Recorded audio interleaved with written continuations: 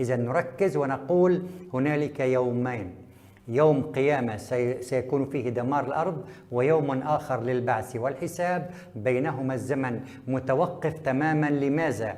الكافر ماذا سيقول يوم البعث؟ قالوا يا ويلنا من بعثنا من مرقدنا، راقد ومرتاح. يأتي الجواب هذا ما وعد الرحمن وصدق المرسلون. إذا كان الكافر راقد ومرتاح، ما بالكم في المؤمن؟ لكن كيف سنفسر ما ورد في سورة غافر؟ قوله تعالى عن الفراعنة: النار يعرضون عليها غدوا وعشيا. يجب أن نميز فعلا بشكل طريف بين من يعرض على من. حينما يذهب الزبون إلى السوق، هل الزبون يعرض على البضاعة أم البضاعة تعرض على الزبون؟ الله يقول سبحانه وتعالى بسورة الكهف: وعرضنا جهنم يومئذ للكافرين عرضا. لكن قال النار يعرضون عليها. إذن هنالك فرق بين أن الفراعنة يعرضون وبين أن تعرض النار عليهم. الجواب واضح تماما. الله سبحانه وتعالى يوضح الآن للنار من هم الذين سيأتون إليها، مثل ما وعد الكافرين بالنار وعد النار بالكافرين. الله سبحانه وتعالى يقول: وعرضنا جهنم يومئذ للكافرين عرضا. فكيف سيراها الكافر آلاف السنين، ثم الله يقول سوف تعرض عليه للمرة الأولى يوم البعث؟ يومئذ للكافرين عرضا. لماذا؟ لأن النار حاليا غير مسعرة. قال تعالى صراحة في سورة التكوير: وإذا الجحيم سعرت. معنى ذلك أنها حاليا غير مسعرة أصلا.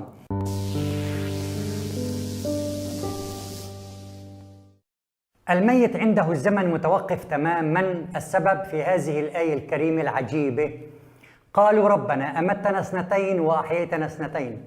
أحييتنا اثنتين واضحة، حياة دنيا وحياة آخرة، لكن كيف أماتنا اثنتين؟ الجواب واضح تماما في سورة البقرة: كنتم أموات فأحياكم ثم يميتكم ثم يحييكم. إذن فعلا أمتنا اثنتين وأحييتنا اثنتين. كلنا قبل 100 سنة، 200 سنة، قبل 500 سنة أين كنا؟ لم نكن في عالم العدم، كنا أموات حقيقيين، فلم نشعر بالأحداث الماضية، لم نشعر بطوفان نوح، لم نشعر بقوم عاد. إذن كنتم أموات، فالموت القادم إلينا ليس ظاهرة جديدة، كنا فيه، عشناه في السابق، إذن علينا أن لا نخاف منه. ويقولها صراحة عن يوم الحساب: كأنهم يوم يرونها لم يلبثوا إلا عشية أو ضحاها. إذن واضح أن الزمن متوقف وبدون أي إحساس، لقوله تعالى: وما يشعرون أيان يبعثون. الزمن بالنسبة لنا متوقف تماما، والدليل على ذلك هنالك لغط أن يعني يظن الناس أن اليوم هو يوم واحد. يكون الله يتحدث عن أمور تحدث في الدنيا، ينتقل مباشرة لأن الزمن صفر إلى أحداث سوف تحدث في الآخرة، لكن استمرار الأحداث نظن أن الأحداث مستمرة في ذات اليوم. والدليل على ذلك من سورة ياسين: ما ينظرون إلا صيحة واحدة تأخذهم وهم يخصمون، يبيع ويشتري وذاهب إلى عمله، فلا يستطيعون توصية ولا إلى أهلهم يرجعون. تابع فورا: ونفخ في الصور فإذا هم من الأجداث إلى ربهم ينسلون. نلاحظ أنه لم يتحدث عن أي زمن بين الحدثين. مثال آخر: وجاءت سكرة الموت بالحق ذلك ما كنت منه تحيد. ونفخ في الصور ذلك يوم الوعيد، وجاءت كل نفس معها سائق وشهيد. وكأنه مات قبل لحظات. إذن يعطينا الآيات أن الزمن متوقف تماما. والقارئ لهذه الآيات الكريمة يظن أن الأحداث قد حصلت في يوم واحد، بينما هي حصلت في يومين مختلفين. حياة البرزخ لا يوجد ما يسمى حياة داخل البرزخ. لماذا؟ البرزخ في القرآن الكريم يعني الحاجز الخفيف.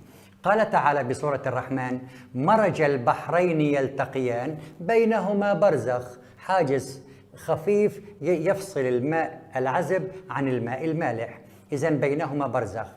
القرآن الكريم يقولها صراحة في سورة المؤمنون الآية رقم 100: قال تعالى: ومن ورائهم برزخ، فالحاجز أصبح وراءهم وليسوا هم داخل البرزخ. إذن البرزخ هو حاجز يفصل الحياة الدنيا عن الحياة الآخرة. متى ما عبر الإنسان هذا البرزخ أصبح خلف البرزخ، وأصبح البرزخ في الجهة الأخرى.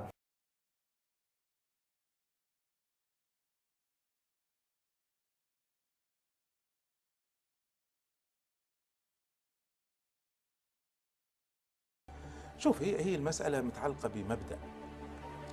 أول شيء مبادئ بسيطة جدا. إذا القرآن قال شيء وجاء حديث يخالف القرآن أو فهمنا أنه يخالف القرآن، ماذا سنقدم؟ القرآن. إنه لازم نسأل نفسنا سؤال مهم.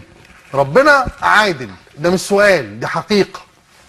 طيب ربنا العادل هيعاقبك قبل ما يحاسبك؟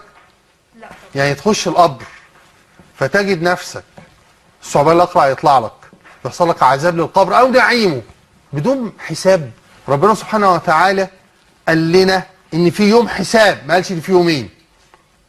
ربنا سبحانه وتعالى ما قالش في يومين، قال في يوم واحد للحساب، حساب الملكين اللي هو يوم القيامة. مفيش ملاكين بقى، الكلام ده بقى كلام برضو من اللي هو تتملك فكرة الناس وتروج لعذاب القبر، وانت تطلع لها حاجات كلها خارج المنطق.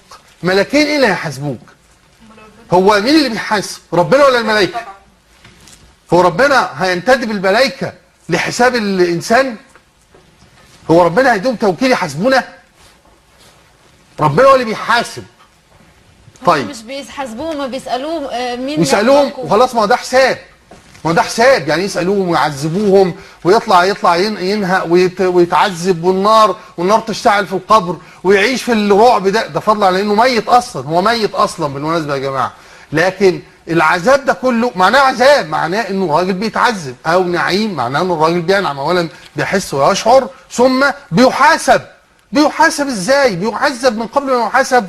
احنا طب يوم القيامة ازاي يفر المرء من ابيه؟ وازاي هيحصل حالة الرعب والذعر ساعة نفخ في الصور ده اذا كنت انت عارف اصلا وانت في القبر يا رسي عليه اتعذبت فعارف انك رايح النار، يعني نعمت فبتعرف راح النعيم باذن الله الجنة. الله، اللي انا بقول انه مفيش عذاب قبر ده مش كلام انا وبس، مش كلام انا اللي هو ألهمت به، ده كلام الأئمة والفقهاء، كلام الإمام ابن حزم أحد أهم الفقهاء في التاريخ الإسلامي، كلام كثير من المعتزلة، فرقة إسلامية محترمة ومشغلة مخها طول الوقت.